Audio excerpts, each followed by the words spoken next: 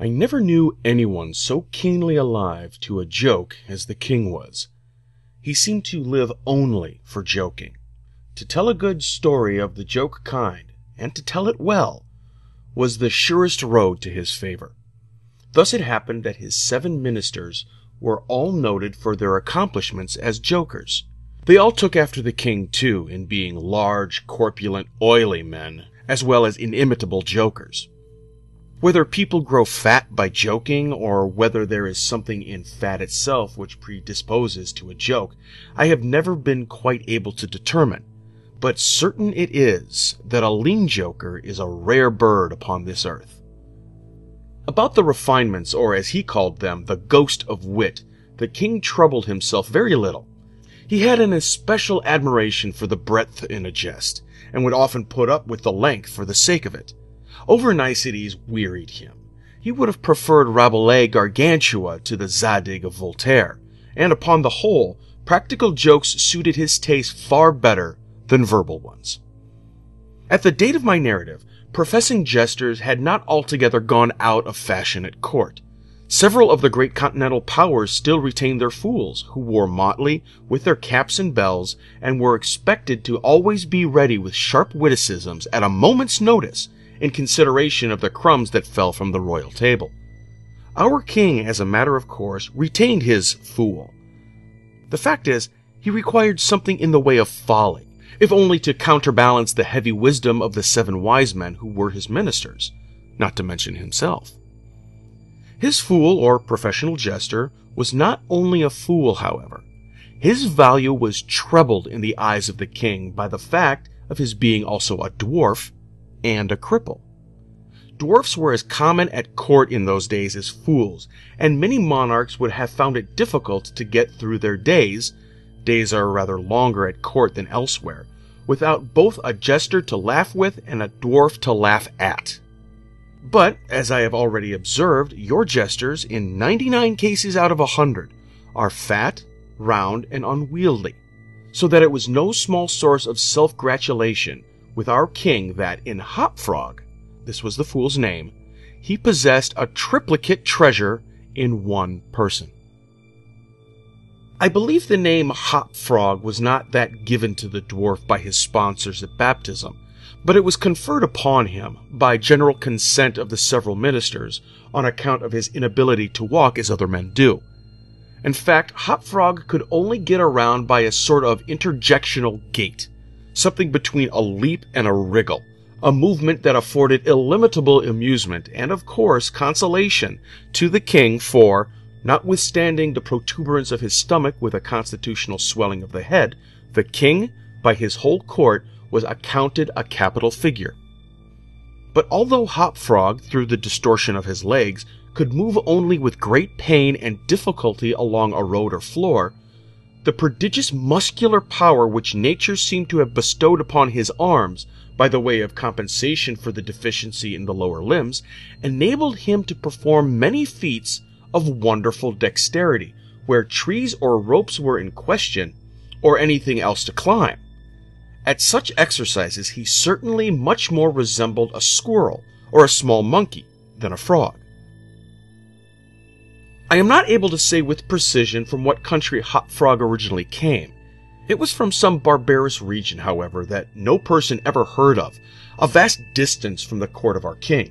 Hop-Frog and a young girl with little less dwarfish than himself, although of exquisite proportions and a marvelous dancer, had been forcibly carried off from their respective homes in adjoining provinces, and then sent as presents to the king by one of his ever-victorious generals. Under these circumstances, it is not to be wondered that a close intimacy arose between the 2 little captives. Indeed, they soon became sworn friends. Hop-Frog, who, although he made a great deal of sport, was by no means popular, had it not in his power to render Trippetta many services. But she, on account of her grace and exquisite beauty, although a dwarf, was universally admired and petted, so she possessed much influence, and never failed to use it, whenever she could, for the benefit of Hop-Frog. On some grand state occasion, I forgot what, The king determined to have a masquerade, and whenever a masquerade or anything of that kind occurred at our court, then the talents of both Hop Frog and Trippetta were sure to be called into play. Hop Frog, in especial, was so inventive in the way of getting up pageants, suggesting novel characters, and arranging costumes for masked balls that nothing could be done, it seems, without his assistance. The night appointed for the feat had arrived. A gorgeous hall had been fitted up under Trippetta's eye, with every kind of device which could possibly give eclat to a masquerade. The whole court was in a fever of expectation. As for costumes and characters, it might well be supposed that everybody had come to a decision on such points. Many had made up their minds as to what roles they would assume a week or even a month in advance, and in fact there was not a particle of indecision anywhere, except in the case of the king and his 7 ministers. Why they hesitated I never could tell, unless they did it by way of a joke. More probably they found it difficult, on account of being so fat, to make up their minds. At all events, time flew, and as a last resort, they sent for Trippetta and Hop Frog. When the 2 little friends obeyed the summons of the king, they found him sitting at his wine with the 7 members of his cabinet council. But the monarch appeared to be in a very ill humor. He knew that Hop Frog was not fond of wine, for it excited the poor cripple almost to madness, and madness is no comfortable feeling. But the king loved his practical jokes, and took pleasure in forcing Hop Frog to drink and, as the king called it, to be merry. "Come here, Hop Frog," he said, as the jester and his friend entered the room. "Swallow this bumper to the health of your absent friends." Here Hop Frog sighed. "And then let us have the benefit of your invention. We want characters, man, something novel, out of the way. We are wearied of this everlasting sameness. Come, drink, the wine will brighten your wits." Hop Frog endeavored, as usual, to get up a jest in reply to these advances from the king, but the effort was too much. It happened to be the poor dwarf's birthday, and the command to drink to his absent friends forced the tears to his eyes. Many large, bitter drops fell into the goblet as he took it, humbly, from the hand of the tyrant. "Ah, ha, ha, ha, ha!" roared the latter, as the dwarf reluctantly drained the beaker. "See what a glass of good wine can do! Why, your eyes are shining already!" Poor fellow. His large eyes gleamed rather than shone, for the effect of wine on his excitable brain was not more powerful than instantaneous. He placed the goblet nervously on the table and looked round on the company with a half-insane stare. They all seemed highly amused at the success of the king's joke. "And now to business," said the Prime Minister, a very fat man. "Yes," said the king. "Come, lend us your assistance. Characters, my fine fellow. We stand in need of characters, all of us." And as this was seriously meant for a joke, his laugh was chorused by the 7. Hop Frog also laughed, although feebly and somewhat vacantly. "Come, come," said the king impatiently. "Have you nothing to suggest?" "I am endeavoring to think of something novel," replied the dwarf abstractly, for he was quite bewildered by the wine. "Endeavoring!" cried the tyrant fiercely. "What do you mean by that? Ah, I perceive. You are sulky and want more wine. Here, drink this!" And he poured out another goblet full and offered it to the cripple, who merely gazed at it, gasping for breath. "Drink, I say!" shouted the monster, "or by the fiends!" The dwarf hesitated. The king grew purple with rage. The courtiers smirked. Trippetta, pale as a corpse, advanced to the monarch's seat and, falling on her knees before him, implored him to spare her friend. The tyrant regarded her for some moments in evident wonder at her audacity. He seemed quite at a loss what to do or say, how most becomingly to express his indignation. At last, without uttering a syllable, he pushed her violently from him and threw the contents of the brimming goblet in her face. The poor girl got up as best she could, and not daring even to sigh, resumed her position at the foot of the table. There was a dead silence for about half a minute, during which the falling of a leaf or of a feather might have been heard. It was interrupted by a low but harsh, protracted grating sound, which seemed to come at once from every corner of the room. What are you making that noise for?" demanded the king, turning furiously to the dwarf. The latter seemed to have recovered, in great measure, from his intoxication, and looking fixedly but quietly into the tyrant's face, merely ejaculated, How could it have been me?"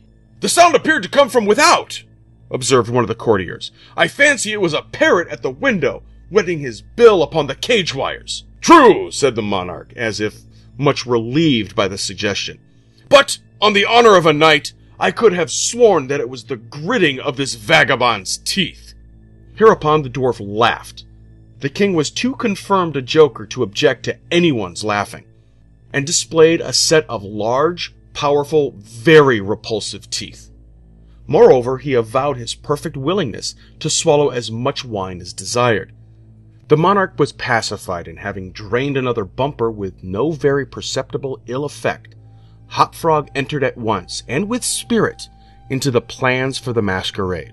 "I cannot tell what was the association of idea," observed he very tranquilly, as if he had never tasted wine in his life. "but just after your majesty had struck the girl and thrown the wine in her face, just after your majesty had done this, and while the parrot was making that odd noise outside the window, there came into my mind a capital diversion. One of my own country frolics, often enacted among us at our masquerades, but here it will be anew altogether. Unfortunately, however, it requires the company of 8 persons, and—" "Here we are!" cried the king, laughing at his acute discovery of the coincidence. "8 to a fraction, and my 7 ministers. Come, what is the diversion?" "We call it," replied the cripple, "the 8-chained ourang-outangs, and it really is excellent sport, if well enacted." "We will enact it," remarked the king, drawing himself up and lowering his eyelids.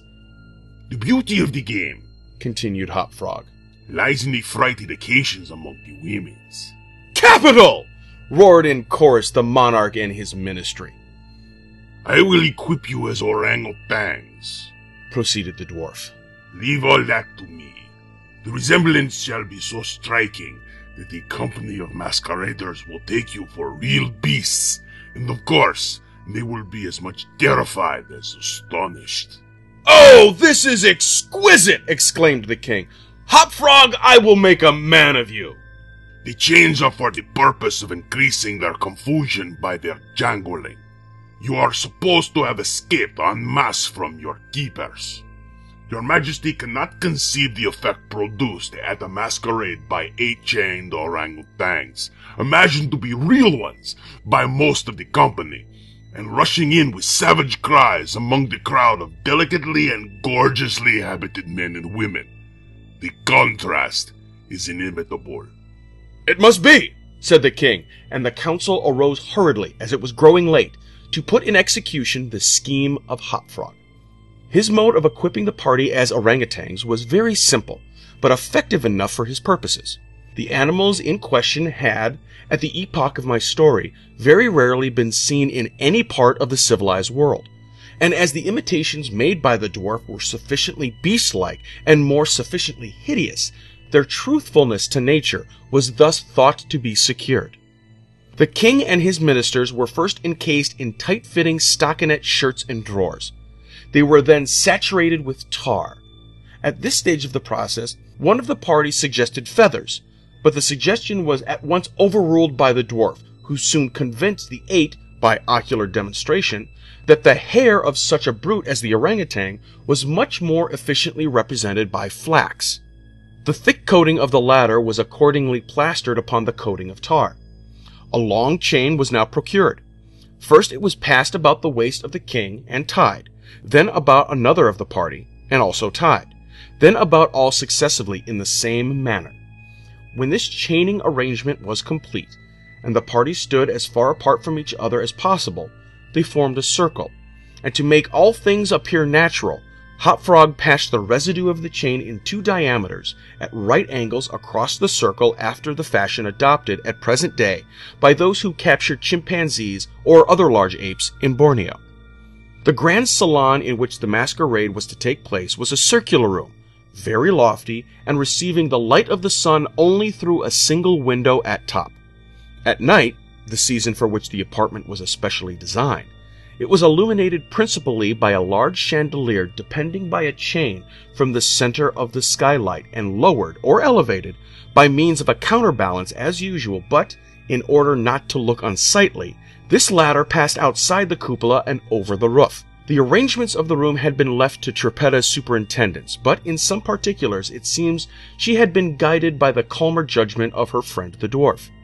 At his suggestion it was that, on this occasion, the chandelier was removed.